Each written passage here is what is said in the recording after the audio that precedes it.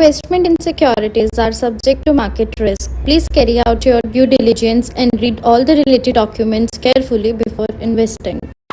Channel को subscribe करना ना भूलें और हमारे ताज़ा वीडियो सबसे पहले देखने के लिए बेल आइकन को दबाएं।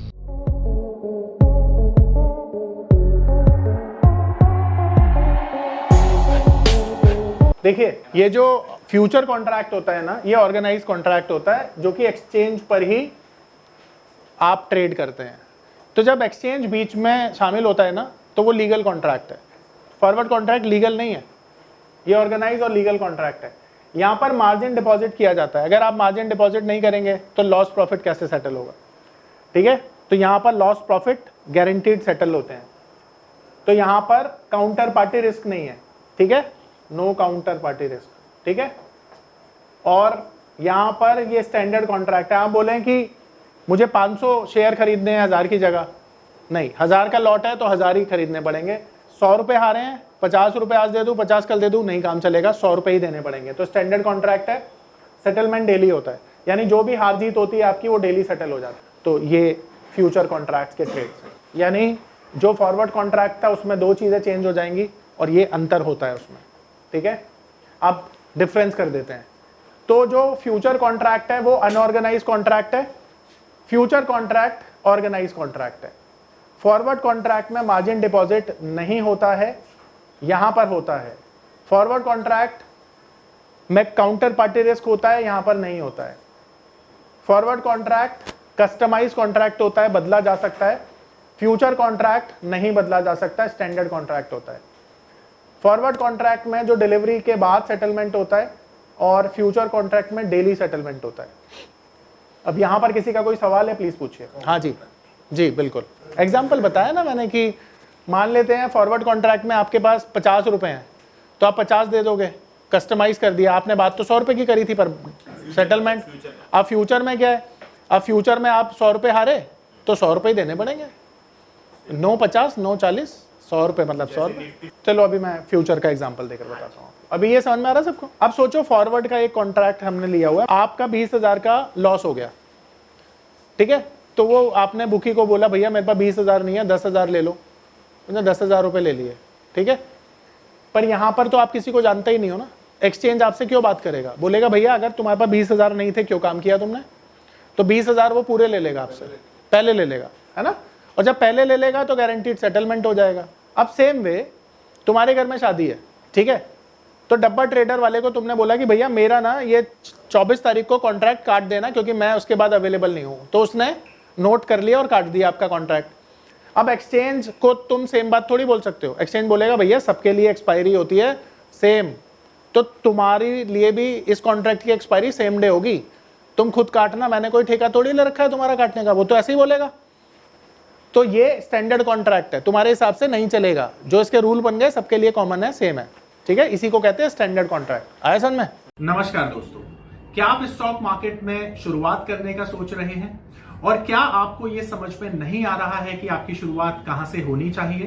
तो मैं आपको एक ऐसा कोर्स सजेस्ट करने जा रहा हूं जो आपकी लाइफ चेंज कर सकता है, और मैं बात कर रहा हूं NIFM का advance level of smart investor course की, जो आपकी लाइफ चेंज कर सकता है।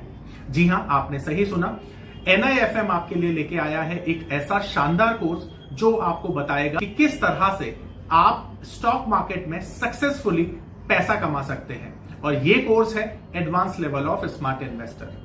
Advance level of smart investor course आपको हर छोटी से छोटी और बड़ी से बड़ी मार्केट की बारीकियों के बारे में जानकारी देता है, और ये सभी जानकारियां आपको इस मार्केट में पैसा कमाने में बहुत ज्यादा मददगार साबित होती हैं। तो इस कोर्स को करने के बाद आप मार्केट में सक्सेसफुल ट्रेडर और सक्सेसफुल इन्वेस्टर बन सकते हैं। देखो कितनी बड़ी बात समझाई है। यहाँ पे एक चीज समझाना, देखो हम जब छोटे थे ना, जब हम छोटे थे तो हमारे माँ बाप हमें बोला करते थे बेटा ये मत करो वो मत करो। हमें लगता था यार हमारे माँ बाप को क्या परेशानी है, हमें इस चीज में मजा आ रहा है और उनको नहीं समझ में आ रहा है। जब मैं बाप बना तो मैं अपनी बेटी को सेम बात बोलता हूँ कि बेटा ये मत करो, आप ये मत करो, और वो मेरी बेटी भी मेरे को बोलती है पापा आपको कुछ नहीं पता। 6-7 साल का बच्चा ऐसे बोलता है आपको कुछ नहीं पता, उसको नहीं पता उसका बाप को कितने लोग सुन रहे हैं, है, पर वो सोचती है कि मेरे को मेरे पापा से ज्यादा पता है। भाई आजकल के बच्चे ऐसे ही हैं, और तेरे बच्चे तो और एडवांस होंगे, ठीक है, समझियो एक बात। तो ऑप्शन ना ही करो। देखो सच्चाई ये है कि इस दुनिया में ना बैंक आपको रिटर्न देता है मैक्सिमम 7%, और ये भी सीनियर सिटीजन को देता है। अब ये 7% अगर बैंक आपको रिटर्न दे रहा है ना सालाना, तो इसके पीछे का लॉजिक है, दुनिया में सबसे ज्यादा पैसा किसके पास है? बैंक्स के पास। तो अगर बैंक को ही कमाना संभव है, अगर बैंक के पास कोई 50% की स्कीम हो, तो बैंक नहीं कमाएगा? बैंक 7% ही क्यों दे रहा है आपको? क्योंकि वो जानता है कि उसे 10% कमाना है, 7% क्लाइंट को देना और 3% से अपना खर्चे निकाल के प्रॉफिट कमाना है। यही दुनिया की सबसे बड़ी सच्चाई है। तो जब भी तुम 12% से लेकर 20% तक साल का कमाने की सोचोगे ना, तुम कमा के निकलोगे। और जब भी तुम सोचोगे ना कि मुझे 12% रोज का चाहिए, पोर्टफोलियो खाली कर दोगे।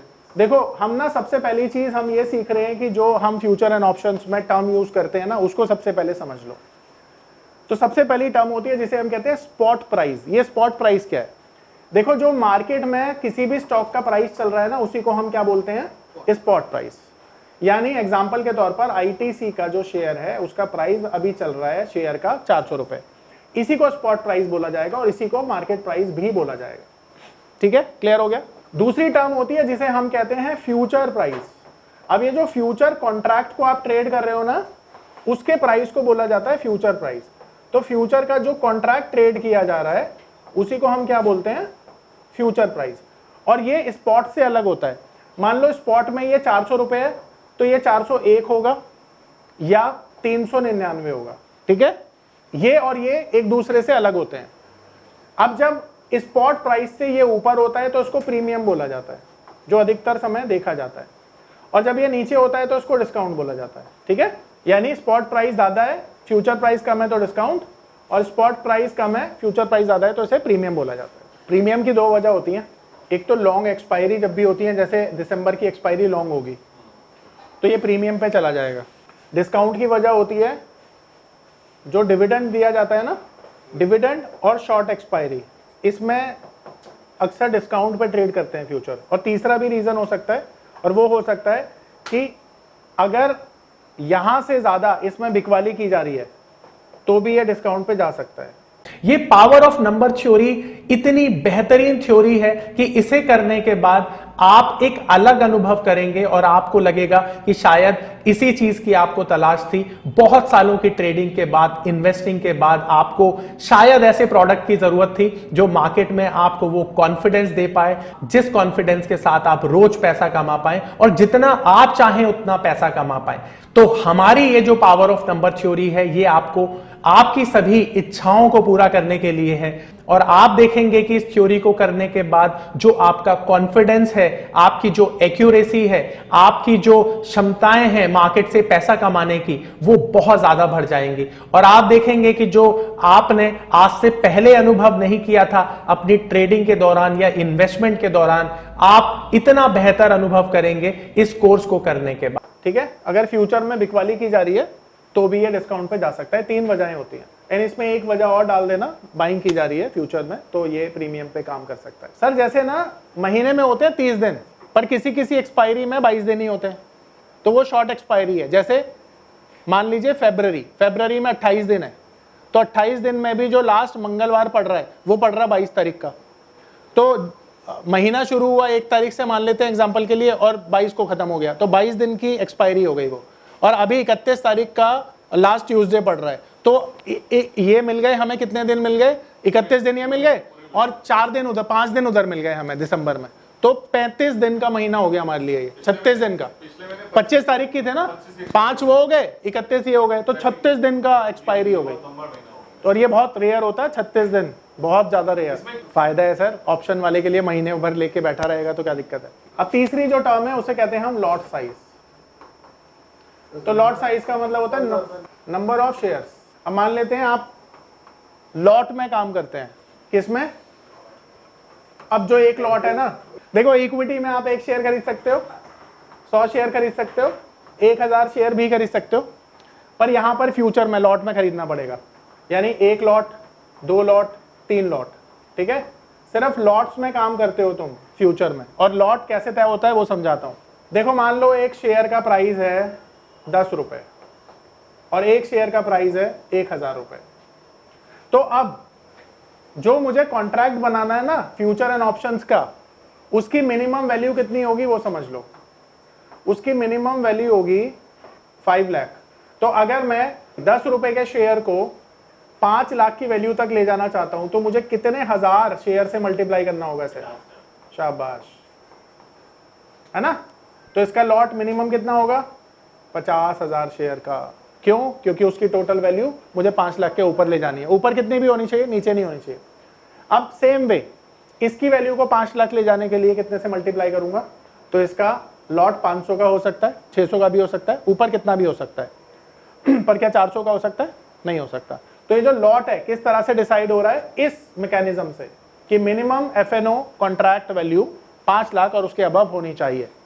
इसीलिए निफ्टी का लॉट जो है चेंज करा जा रहा है, क्योंकि वो ऑलरेडी बहुत महंगा हो चुका है। इसलिए देखो मैंने लिखा है ना, कितने भी ले सकते हो, पर इसमें लॉट में ही लेना पड़ेगा।